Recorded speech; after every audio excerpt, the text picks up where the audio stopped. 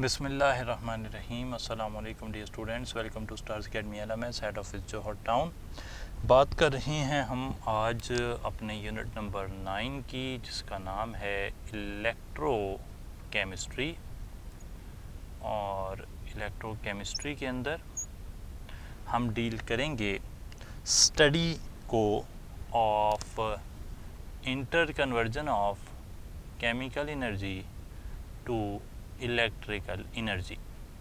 Electrochemistry is the branch of chemistry that deals with the interconversion of chemical energy and electrical energy. Chemical energy electrical energy में convert होती है जब किसी reaction में, तो वो reaction उसे मैं 1 कह देता हूँ। वो reaction होता है spontaneous, और spontaneous reaction जिस सेल में हो रहा होता है उसे आप गैल्वेनिक सेल या फिर वोल्टेइक सेल कहते हैं। तो पहला रिएक्शन जिसकी मैंने बात की वो गैल्वेनिक या वोल्टेइक सेल में होगा। केमिकल एनर्जी इलेक्ट्रिकल एनर्जी में कन्वर्ट होगी, रिएक्शन होगा स्पॉन्टेनियस। और जहाँ पर इलेक्ट्रिकल एनर्जी केमिकल एनर्जी में कन्वर्ट होगी, ऐसा रिएक्शन होगा नॉन स्पॉन्टेनियस, खुद ब खुद नहीं होगा, बिजली की मदद से हो रहा है। और इस सेल को आप कहेंगे इलेक्ट्रोलिटिक सेल। चाहे इलेक्ट्रोलिटिक सेल हो चाहे गैल्वानिक सेल हो, इन दोनों को मिलाकर आप नाम दे देंगे कि ये इलेक्ट्रोकेमिकल सेल हैं। और इलेक्ट्रोकेमिकल सेल्स के अंदर जो रिएक्शन हो रही हैं 1 और 2, इन्हें आप रिडॉक्स रिएक्शन कहते हैं। अब जब बात आ गई रिडॉक्स रिएक्शन की, फ़िलहाल यहाँ पर आपको जो मेजर बातें पूछी जा सकती हैं, गैल्वेनिक सेल में कौन सा प्रोसेस होता है, गैल्वेनिक सेल में क्या चीज़ किस में कन्वर्ट हो रही है, केमिकल इलेक्ट्रिकल में जा रही है, इलेक्ट्रिकल केमिकल में जा रही है। गैल्वेनिक सेल का दूसरा नाम वोल्टेइक सेल आ गया, इलेक्ट्रोलिटिक सेल। इनकी कुछ एग्जांपल्स भी आपको पूछी जा सकती हैं। लाइक गैल्वेनिक सेल के अंदर हम एग्जांपल्स में डैनियल सेल, जो कि जिंक कॉपर सेल होता है, उसकी एग्जांपल रखेंगे माइंड में। हम नाइकैड, जिसे निकल कैडमियम बैटरी कहते हैं, silver oxide battery, alkaline battery और फ्यूल सेल, ये सब इस तरफ याद रखेंगे। इलेक्ट्रोलिटिक सेल के अंदर भी हमें कुछ एग्जांपल्स आनी चाहिए। इलेक्ट्रोलिटिक सेल के अंदर हमें एग्जांपल्स याद रखनी होंगी। डाउन सेल, जिससे सोडियम बनता है, ये आपको याद होगा, और अगर किसी को नहीं याद तो अभी बता रहा हूँ। एक है जिसे कहते हैं डायाफ्राम सेल, हाँ जी, डायाफ्राम सेल। इसके काफ़ी सारे और नाम हैं। इसे नेल्सन्स सेल भी कहते हैं। इसका एक और नाम कास्टनर केल्नर सेल भी है। और यहाँ पर इन सेल में क्या बनता है, सोडियम हाइड्रोक्साइड, जिसे कास्टिक सोडा कहते हैं। इसके अलावा जो भी एनोडाइजिंग ऑफ एल्यूमिनियम की जाती है, वो भी इलेक्ट्रोलिटिक सेल में की जाती है। प्योरीफिकेशन ऑफ कॉपर जो है, ये जिस सेल में की जाती है, वो भी इलेक्ट्रोलिटिक सेल होता है। और जितनी भी इलेक्ट्रोप्लेटिंग की जाती है, वो भी इलेक्ट्रोलिटिक सेल से ही की जाती है।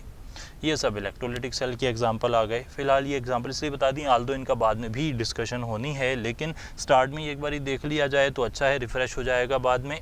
अब आ जाते हैं रिडॉक्स रिएक्शन पर। रिडॉक्स के अंदर 2 चीज़ें आती हैं, एक होती है रिडक्शन, एक होती है ऑक्सीडेशन। 2 चीज़ें हैं। रिडक्शन की डेफिनेशन हमें आनी चाहिए और ऑक्सीडेशन की डेफिनेशन आनी चाहिए, पेपर में पूछी जा सकती है। रिडक्शन को आप इस तरह डिफ़ाइन कर सकते हैं कि ये गेन है ऑफ हाइड्रोजन या इलेक्ट्रॉन, या फिर लॉस ऑफ ऑक्सीजन, या फिर डिक्रीज़ इन ऑक्सीडेशन नंबर। ठीक है जी, 3 चीज़ें हो सकती हैं। 3 चीज़ें मैंने यहाँ पर लिख दी रिडक्शन के हवाले से। रिडक्शन के लिए मैं आपके सामने यहाँ एग्जांपल ले रहा हूँ। सोडियम को हाफ हाइड्रोजन से मिला दिया और बना दिया सोडियम हाइड्राइड। यहाँ पर सोडियम की रिडक्शन हुई है या ऑक्सीडेशन हुई है? सोडियम की रिडक्शन हुई है, ऑक्सीडेशन हुई है। ये क्या बात हुई?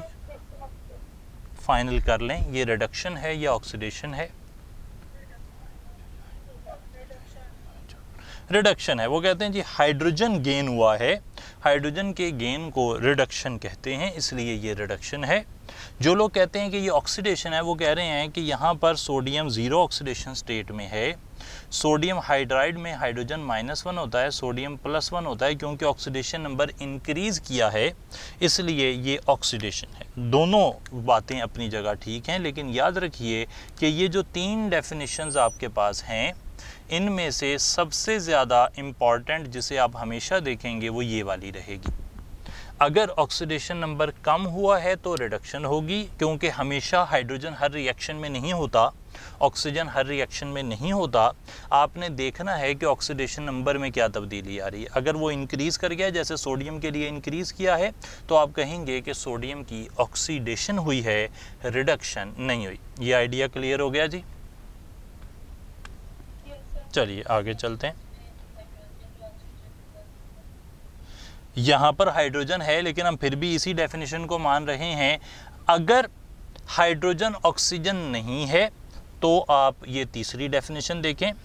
अगर तीनों मौजूद हैं, हाइड्रोजन भी है, इलेक्ट्रॉन का भी ट्रांसफ़र हो रहा है, ऑक्सीजन भी है, ऑक्सीडेशन नंबर भी चेंज हो रहा है, तो अगर ऑक्सीडेशन नंबर कम होने के साथ बाकी दोनों चीज़ें कोइंसाइड कर रही हैं, यानी कि हाइड्रोजन गेन हो रहा है और ऑक्सीडेशन नंबर कम हो रहा है, वेरी गुड, अच्छी बात है, आप उसे रिडक्शन कह दें।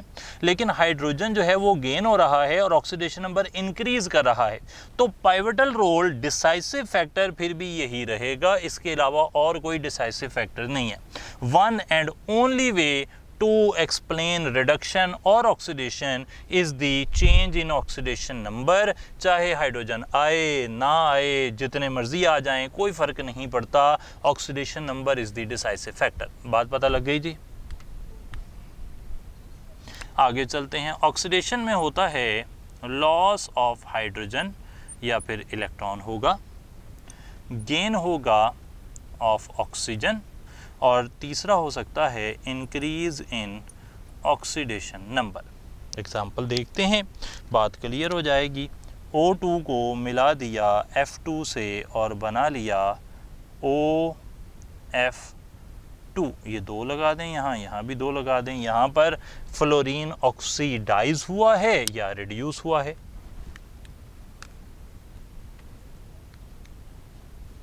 फ्लोरीन 0 था, यहाँ पर -1 है, क्या कहते हैं?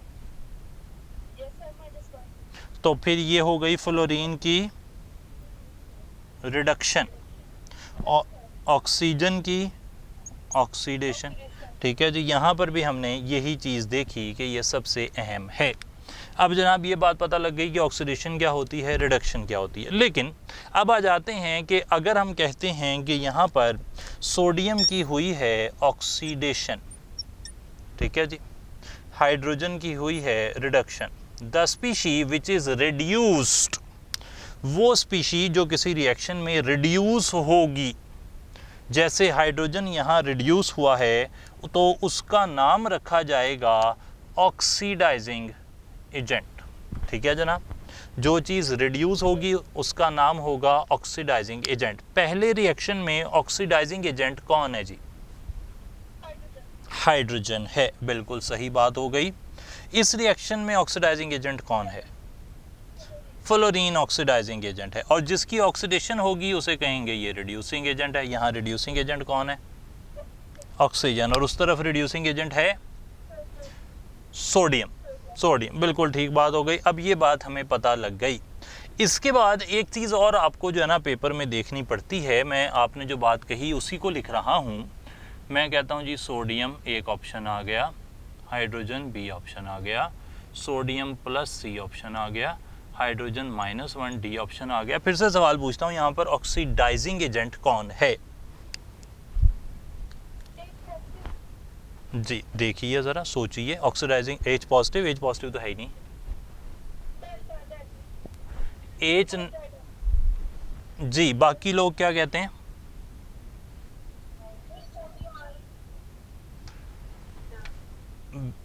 चार्ली भी किसी ने कहा, डेल्टा भी कहा, बीटा भी कहा। बीटा वालों से पहले पूछते हैं, बीटा आपको क्यों लगता है जी ऑक्सीडाइजिंग एजेंट है? बीटा क्यों लग रहा है?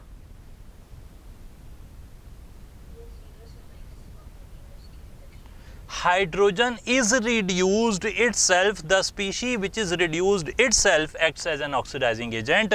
तो ये मैंने इसीलिए लिख दिया, ये जो डाउट बाकी लोगों के जहन में था, वो कहते हैं कि जो प्रोडक्ट होता है ना वो शायद ऑक्सीडाइजिंग या रिड्यूसिंग एजेंट होता है। ऑलवेज रिमेंबर, प्रोडक्ट ऑक्सीडाइजिंग या रिड्यूसिंग एजेंट नहीं होता, वो स्पीशी रिएक्टेंट में वो स्पीशी जो रिड्यूस हुई है वो ऑक्सीडाइजिंग एजेंट कहलाएगी, और वो स्पीशी जो ऑक्सीडाइज हुई है वो रिड्यूसिंग एजेंट कहलाएगी। प्रोडक्ट का ऑक्सीडाइजिंग या रिड्यूसिंग एजेंट होने से कोई ताल्लुक नहीं है।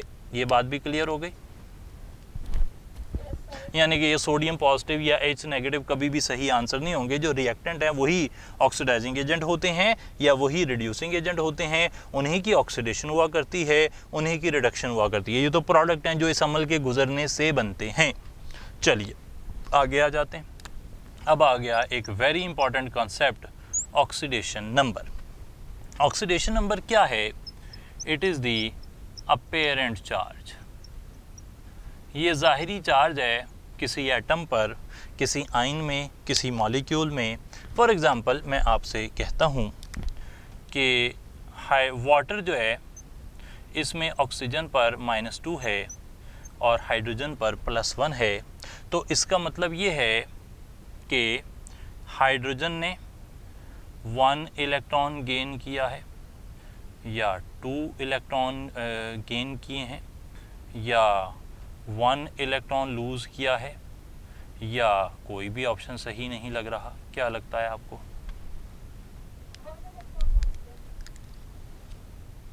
बाकी लोग क्या कहते हैं? वो कहते हैं जी 1 इलेक्ट्रॉन लूज़ किया है, ये आंसर सही है। अगर मैं कहूँ कि ये आंसर सही है तो फिर आप क्या कहेंगे?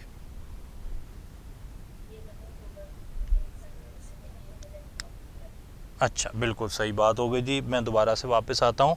वाटर के अंदर ऑक्सीजन का हाइड्रोजन से बॉन्ड कैसा है? क्या ये आयोनिक बॉन्ड है?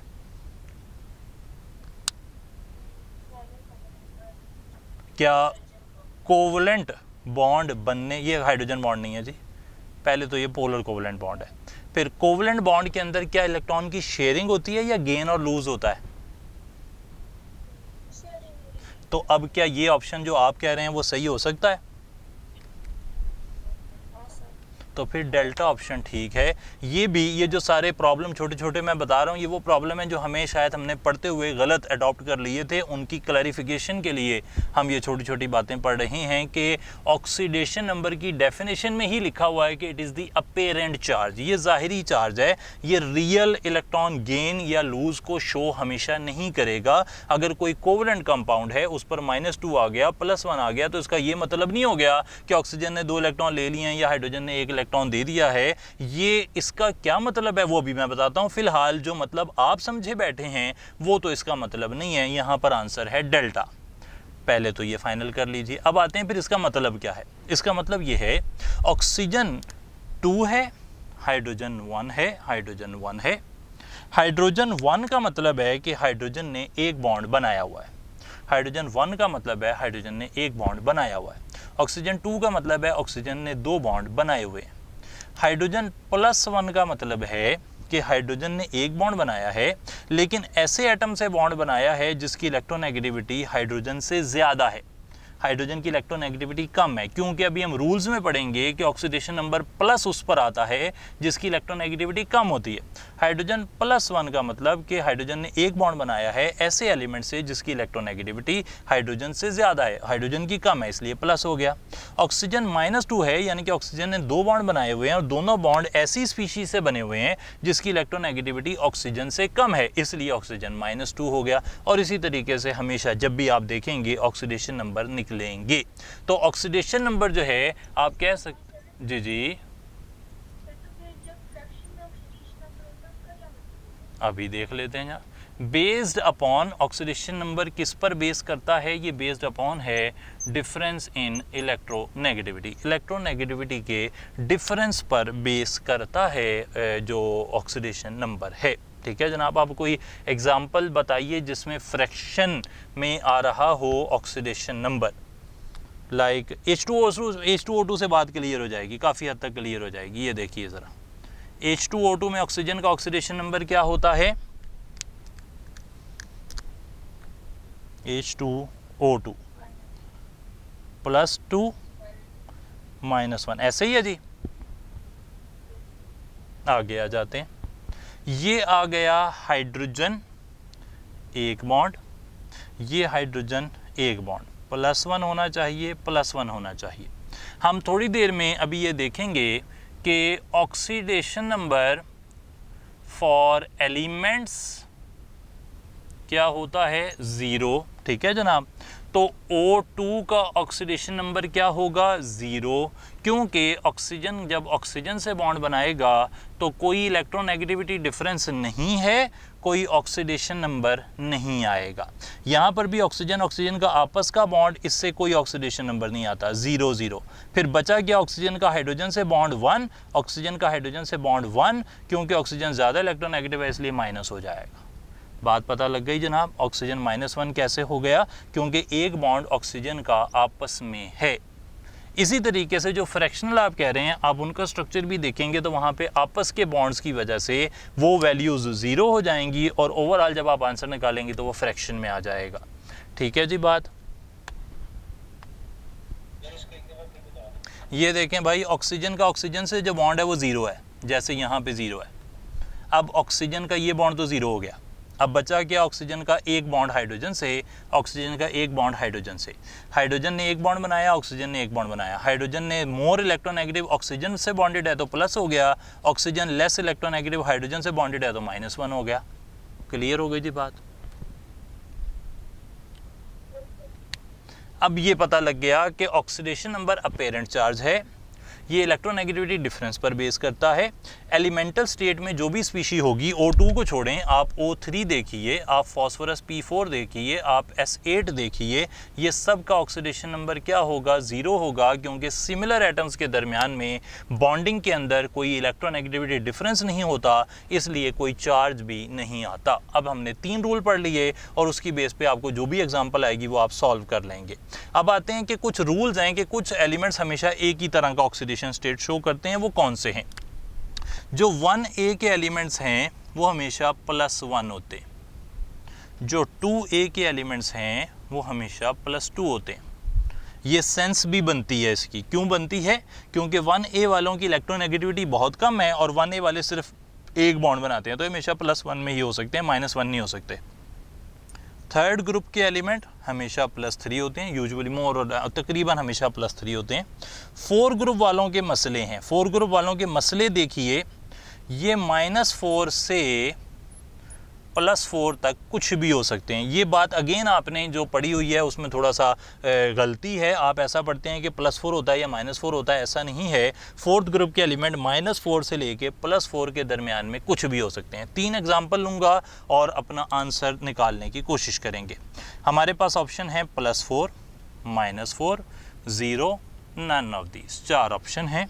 हम कहते हैं मीथेन के अंदर कार्बन का ऑक्सीडेशन स्टेट क्या है? मीथेन में आपने कहा -4, क्यों आपको लगता है -4? हाइड्रोजन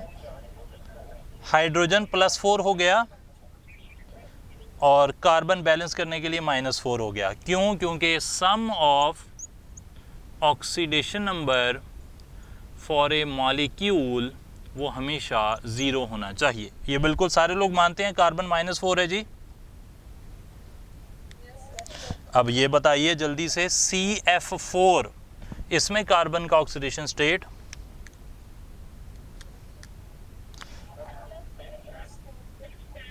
+4 हो गया, क्योंकि फ्लोरीन ज़्यादा इलेक्ट्रोनेगेटिव है तो वो माइनस हो गई, कार्बन प्लस हो गया। Very good.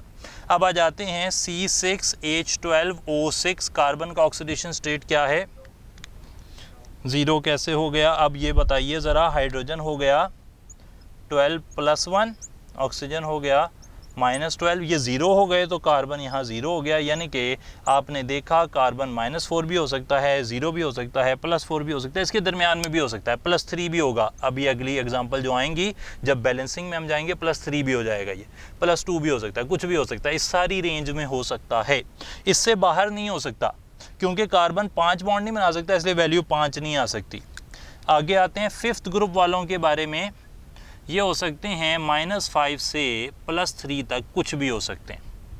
आगे आ जाते हैं 6A वाले हो सकते हैं +6 से, ये उल्टा लिख दिया शायद मैं, +5 से -3 तक, ऐसे लिखना था, +5 से -3 तक कुछ भी हो सकते हैं। +6 से -2 तक कुछ भी हो सकते हैं। 7A वाले +7 से -1 तक कुछ भी हो सकते हैं। 8A वाले +8 से 0 तक हो सकते हैं। मैं एग्जांपल ले लेता हूं, आप मुझे बता दीजिए ज़ीनॉन टेट्रा ऑक्साइड में ज़ीनॉन का ऑक्सीडेशन नंबर क्या है?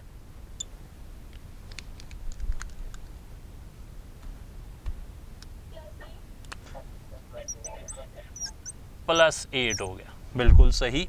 अब आ जाते हैं KMnO4 में मैंगनीज का ऑक्सीडेशन स्टेट क्या होगा? 1357।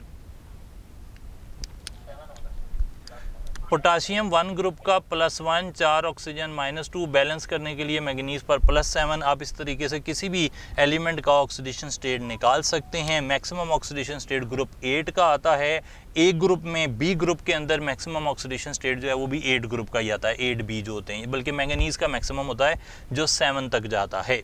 ठीक है जनाब, ये तो हो गई रूल में। आगे चलते हैं, एक रूल और है, वो ये कहता है कि sum of oxidation number in case of an ion is equal to charge on ion. Ion पर जो भी चार्ज होगा उसके बराबर होगा। और यहाँ पर हम एक एग्जांपल ले रहे हैं, एग्जांपल है PO4-3। इसमें फॉस्फोरस का ऑक्सीडेशन स्टेट निकालना है। तरीका देख लीजिए, हम कहेंगे ऑक्सीडेशन नंबर फॉस्फोरस का +4 इंटू ऑक्सीडेशन नंबर ऑक्सीजन का बराबर क्या आएगा? -3।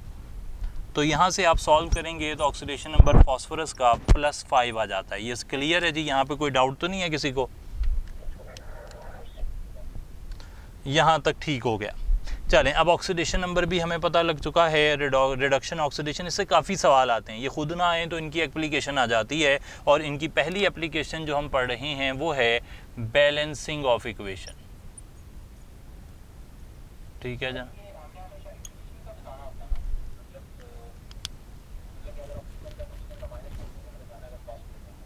हाँ जी, ऑक्सीजन -2 होगी, बिल्कुल ऐसा ही है। ऑक्सीजन, सारे ऑक्सीजन कंसिडर करते हैं जब हम बैलेंसिंग ऑफ इक्वेशन कर रहे हो।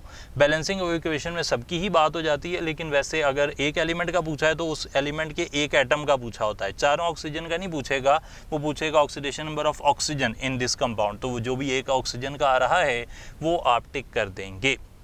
ठीक है जनाब, चलिए आगे आ जाते हैं। बैलेंसिंग ऑफ इक्वेशन पर चल रहे हैं। बैलेंसिंग ऑफ इक्वेशन के लिए हम इस्तेमाल करेंगे पहले आयन इलेक्ट्रॉन मेथड। जगह थोड़ी है तो आयन इलेक्ट्रॉन मेथड पर बात कर लेते हैं, बाद में जो दूसरा मेथड है रेडॉक्स मेथड, उस पर नेक्स्ट टाइम बात हो जाएगी। आयन इलेक्ट्रॉन मेथड, बैलेंसिंग का तरीका क्या है? एक इक्वेशन लिखते हैं, उसे बैलेंस करने की कोशिश करते हैं। ये है मेरे पास MnO4-1, इससे बन रहा है Mn+2, और इस इक्वेशन को मैंने बैलेंस करना है एसिडिक मीडियम में। अच्छा, यहाँ पर देख लीजिए, इक्वेशन को बैलेंस करने के दो रास्ते हैं बड़े बड़े, जिन लोगों को नहीं पता। एक है ऑक्सीडेशन नंबर मेथड, जिसमें पूरी इक्वेशन एक ही बारी बैलेंस की जाती है। एक होता है आयन इलेक्ट्रॉन मेथड, उसमें हाफ इक्वेशन जो है वो एक साइड पे बैलेंस होती है, हाफ इक्वेशन दूसरी साइड पे बैलेंस होती है। तो अब फिलहाल हम आयन इलेक्ट्रॉन मेथड देख रहे हैं। इस तरह आयंस दिए होंगे, आपको इक्वेशन बैलेंस करने का कहा जाएगा। जो रूल्स मैं अभी बता रहा हूँ वही रूल्स आपने अप्लाई करने हैं। मोस्ट प्रोबेबली क्या क्या सवाल आपको पूछे जा सकते हैं उनकी लिस्ट देख लीजिए पहले। इनमें से कोई भी सवाल आपको पेपर में पूछा जा सकता है। सवाल क्या क्या होंगे? कौन सी चीज़ ऑक्सीडाइज हुई है, कौन सी चीज़ रिड्यूस हुई है, कौन सी चीज़ ऑक्सीडाइजिंग एजेंट है, कौन सी चीज़ रिड्यूसिंग एजेंट है, एक इलेक्ट्रॉन गेन कितने हुए हैं, इलेक्ट्रॉन लूज कितने हुए हैं, टोटल इलेक्ट्रॉन गेन कितने हुए हैं या लूज कितने हुए हैं, वाटर मॉलिक्यूल्स इक्वेशन में कितने आएंगे और बैलेंस्ड इक्वेशन क्या है। इनमें से आपको कोई भी सवाल पूछा जा सकता है, आपको जिस स्टेज पर भी सवाल पूछा गया हो वहाँ तक आप इक्वेशन सॉल्व कर लेंगे। मिसाल के तौर पे पहले 4 सवालों का जवाब देने में आपको कोई भी मुश्किल नहीं होगी। आपने सबसे पहले ये करना है कि आपको जो भी इक्वेशन दी गई है आपने उसमें ऑक्सीडेशन नंबर हर स्पीशी के लगा लेने हैं। यहाँ पर ऑक्सीडेशन नंबर लिखते हैं मैंगनीज़, यहाँ आप देख लीजिए ऑक्सीजन जो है वो होगी 4 ऑक्सीजन -8 और मैंगनीज़ हो जाएगा +7। ठीक है जी, ऐसी ही बात है। अब बता दीजिए यहाँ पर कौन ऑक्सीडाइज हुआ है या कौन रिड्यूस हुआ है।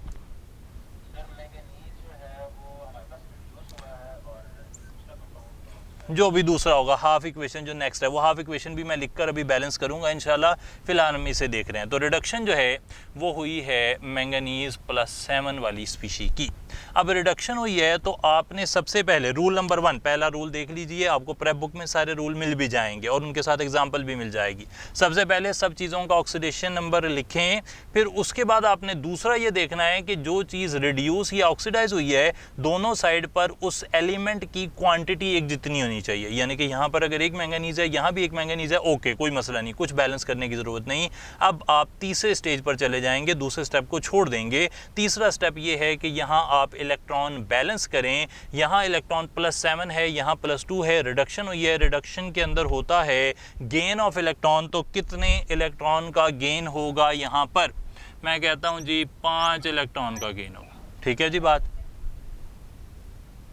इलेक्ट्रॉन गेन हो गए 5, क्योंकि एक ही मैंगनीज है तो इलेक्ट्रॉन गेन 5 है, टोटल इलेक्ट्रॉन गेन भी 5 ही है, क्योंकि यहाँ पे एक ही एमएन है, सॉरी एक ही एमएन है, तो फिर 5 इलेक्ट्रॉन गेन ही है। मिसाल के तौर पर यहाँ पर 2 मैंगनीज होते तो फिर आप कहते हैं इलेक्ट्रॉन गेन है 5, एक मैंगनीज ने 5 इलेक्ट्रॉन लिए हैं और टोटल इलेक्ट्रॉन गेन कितना हो जाता, 10 हो जाता।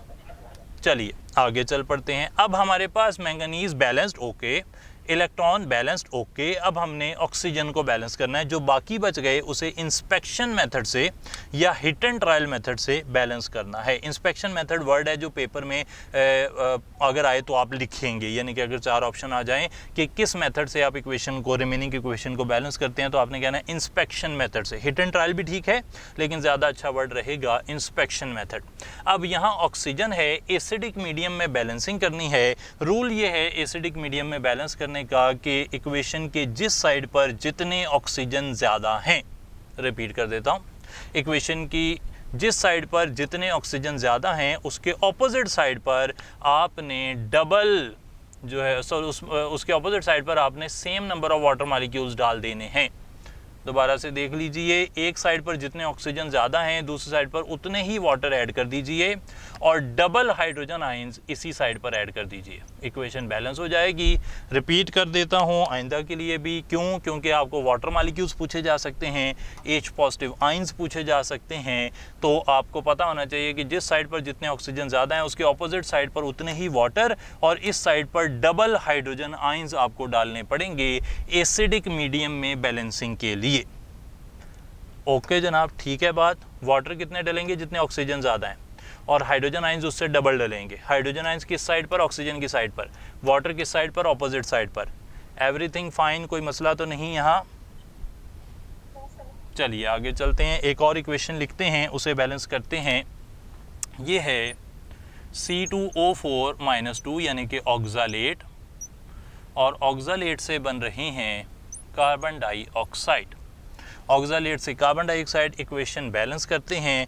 तो सबसे पहले इनमें से जो जो सवाल हमें पता लग सकते हैं हम हल कर लेंगे। ऑक्सीडेशन किसकी हुई है, किसकी, इसकी किसकी, ऑक्सालेट। ऑक्सालेट में कार्बन की ऑक्सीडेशन हुई है 4 ऑक्सीजन -8, 2 कार्बन +3, 2 ऑक्सीजन -2, कार्बन +4, यहाँ पर +3 है, यहाँ पर +4 है। ऑक्सीडेशन हुई है ऑक्सालेट की, यानी कि कार्बन की, कार्बन की ऑक्सीडेशन हुई है, ऑक्सालेट +3 की ऑक्सीडेशन हुई है। ऑक्सीडेशन हुई है इसकी। अब बताइए ऑक्सीडाइजिंग एजेंट कौन है, दोनों इक्वेशन आपके सामने। ये पहला रिएक्शन है, ये दूसरा रिएक्शन है। कौन ऑक्सीडाइजिंग एजेंट है,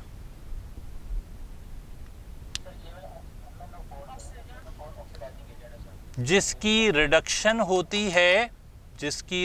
होती है वो ऑक्सीडाइजिंग एजेंट होता है। मैंने मेंशन कर दिया था, जिसकी रिडक्शन होगी वो ऑक्सीडाइजिंग एजेंट होगा। यहाँ पर रिडक्शन हुई है MnO4 की, तो ऑक्सीडाइजिंग एजेंट होगा MnO4। रिड्यूसिंग एजेंट कौन होगा? रिड्यूसिंग एजेंट है ऑक्सालेट, जिसकी ऑक्सीडेशन होती है वो रिड्यूसिंग एजेंट होता है। इलेक्ट्रॉन गेन मैंने बता दिए थे 5 थे। अब मैंने इलेक्ट्रॉन लॉस जो हैं वो निकालने हैं। इलेक्ट्रॉन लॉस निकालने के लिए मैं यहाँ पर कितने इलेक्ट्रॉन लूज लिखूंगा बताइए? 1 हैं, 2 हैं, 3 हैं, 4 हैं? 2 इलेक्ट्रॉन आएंगे। कैसे आपको लगा?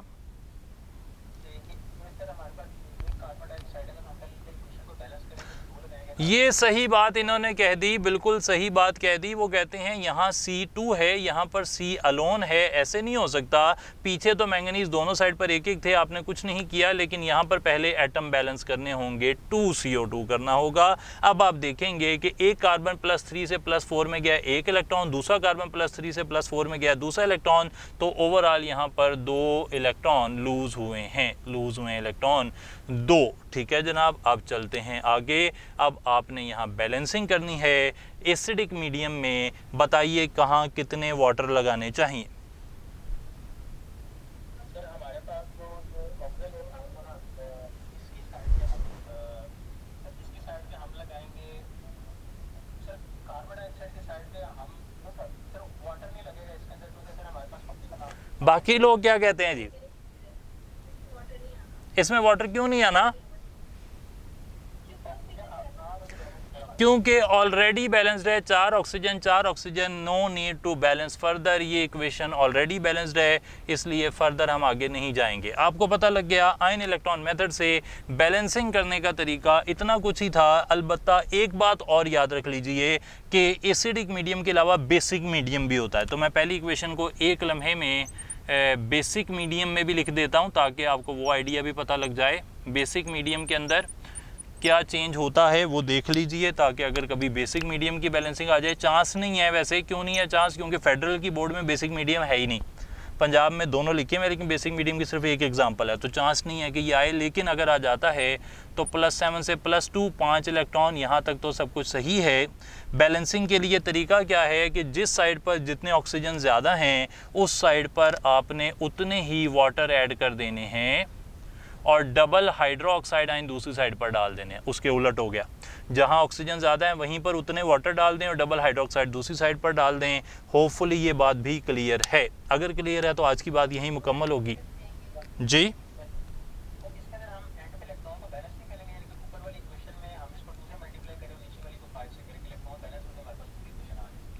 ये जो पूरी इक्वेशन वाला काम है ना जनाब, वो तो अलग से हमें अगर पेपर में दी होगी तो हम कर लेंगे। अभी तो हम बैलेंसिंग सीख रहे हैं एसिडिक मीडियम में, एक हाफ रिएक्शन की दूसरे हाफ रिएक्शन की। अगर वो हमें बैलेंस करने को कहेगा कि पूरी इक्वेशन, तो वो पूरी इक्वेशन देगा। जैसे कि पास पेपर में हमें एक पूरी इक्वेशन दी हुई थी क्लोराइड आयंस के साथ, H पॉजिटिव के साथ, MnO4 के साथ इक्वेशन थी और उसके कोएफिशिएंट पूछे हुए थे। इन दैट केस वो हमें पूरी इक्वेशन देगा। अगर हाफ रिएक्शन देगा तो हम तो सिर्फ ये देख रहे हैं कि हाफ रिएक्शन गिवन हो तो उसे बैलेंस कैसे करते हैं। हम ये नहीं देख रहे कि फाइनल इक्वेशन के कोएफिशिएंट क्या होंगे, वो हम अलग से देख लेंगे जब कल हम इंशाल्लाह एक पूरी इक्वेशन लिखेंगे। ठीक है जी बात।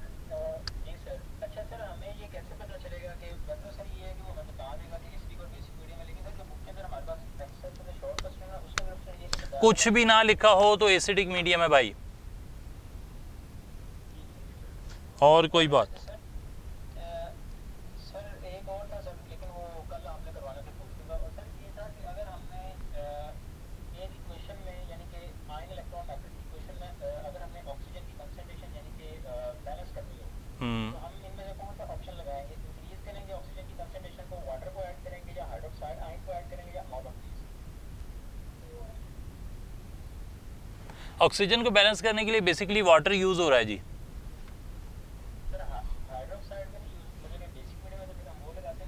मैं फिर से अर्ज करूं, बेसिक मीडियम की सिर्फ एक एग्जांपल है एक बोर्ड में और बाकी बोर्ड्स में है ही नहीं। तो बेसिक मीडियम तो हम ये समझें कि है ही नहीं, एसिडिक मीडियम ही है। ठीक है जी, एसिडिक मीडियम में पानी यूज करते हैं। जी, और कोई सवाल जनाब? बाकी कल पूछ लेंगे। जा रहे हैं जी, छुट्टी करते हैं, अल्लाह हाफिज़।